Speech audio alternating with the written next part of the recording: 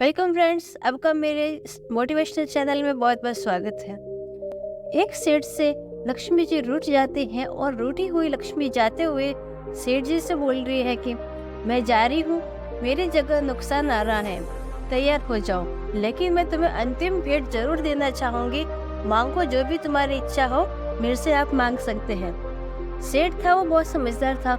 उसने जाती हुई लक्ष्मी जी को विनती की और उन्होंने कहा कि अगर नुकसान आ रहा है तो भले आए, उसका कोई बात नहीं, पर मुझे एक आपको आशीर्वाद दीजिए कि मेरे परिवार में हमेशा सुख शांति और आपसी प्रेम बना रहे। लक्ष्मी जी तथास्तु बोलकर वहां से चली गई। एक दिन सेठ जी की बहू ने खिचड़ी गैस पर रखी और उसमें नमक आदि डाल के वो पकने के लिए रख देती है और अपने अन्य कामों में लग जाती है। दूसरी बहू आती है, वो भी उस खिचड़ी में नमक डाल देती है। तीसरी, चौथी, चारों बहू आके थोड़ा थोड़ा नमक उस खिचड़ी में डाल के चले जाते हैं अपने अपने कामों में। लास्ट में सेठानी जी आते हैं, वो भी ऐसा ही करते हैं। शाम होती है, जब सेठ जी खाने पे आते हैं, खाने की टेबल पे बैठते हैं, तब सबसे पहले खिचड़ी सेठ जी को दी जाती है। जब वो पहला निवाला मुंह में लेते हैं तब उन्हें एहसास होता है कि इतना नमक, बहुत खिचड़ी पूरी तरह से बहुत खारी होती है।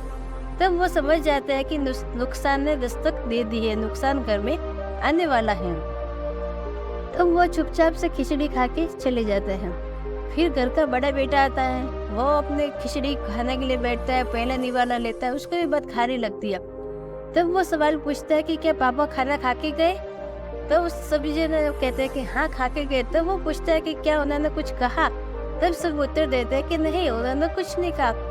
फिर लड़का जो बड़ा बेटा होता है वो सोचता है कि जब बाबूजी कुछ नहीं कह गए, जब उन्होंने कुछ नहीं कहा तो मेरी क्या औकात है, मैं उन्हें क्या कहूँ। तो फिर वो भी चुपचाप से खा के चला जाता है। इस तरह से बारी बारी से सारे लोग खिचड़ी को खा के चले जाते हैं। जब शाम को सेठ जी रात को बैठे होते हैं, कुछ विचार विमर्श कर रहे होते हैं, तब नुकसान आता है और उनके सामने हाथ जोड़ के खड़ा रहता है और उनसे सेठ जी से कहता है कि अब मैं जा रहा हूँ। तब सेठ जी कहते हैं कि क्यों जा रहे हो तुम, थोड़ा और रुक जाओ। तब वो नुकसान कहता है कि तुम सब लोग 1 किलो नमक खा चुके हो, फिर भी किसी ने मुंह वैसे मुंह से उफ तक आवाज नहीं निकाली। जहाँ प्रेम होता है, आपसे संबंध होते हैं, सोचने समझने की शक्ति होती है, जहाँ धैर्य होता है, सब्र होता है, वहाँ नुकसान रुक ही नहीं सकता। वहाँ सिर्फ और सिर्फ लक्ष्मी का वास होता है फ्रेंड्स। अगर परिवार को बांधे रखना है, अगर एक अच्छे परिवार को जोड़े रखना है फ्रेंड्स, तो हमें आपस में एक दूसरे को समझना होता है, आपस में भावनाओं को समझना होता है, एक दूसरे को मान सम्मान देना होता है। परिवार में भय नहीं होता है, भावनाएं होती है। हर बात का जवाब देना जरूरी नहीं होता है। हमें परिवार को जोड़े रखने के लिए हम कभी कभी गूंगा और कभी कभी बहरा बनना पड़ता है। कई बार तो हमें खामोश भी रहना पड़ता है। परिवार में दोस्तों कानून नहीं, अनुशासन होता है, कायदा होता है, व्यवस्थाएं होती है। परिवार में सूचना नहीं, समझ होती है। मिट्टी का मटका और परिवार की कीमत सिर्फ बनाने वाले को पता होती है, तोड़ने वाले को नहीं। अगर कुछ सीखना ही है तो बच्चों से सीखिए कि साथ में कैसे रहा जाता है। वो कुछ समय पहले एक दूसरे से झगड़ा करते और उसके जस्ट 10 मिनट बाद में फिर से एक दूसरे के साथ में प्रेम से खेलते हैं।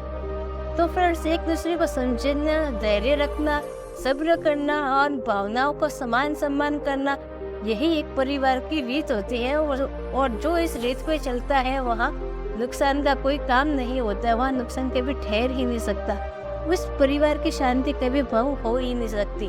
वहाँ हमेशा लक्ष्मी का ही वास होता है। Thank you friends. आज की कहानी आपको कैसी लगी मुझे कमेंट करके जरूर बताएं। कल फिर मिलेंगे एक अच्छी स्टोरी के साथ में। तब तक के लिए जय हिंद, जय भारत।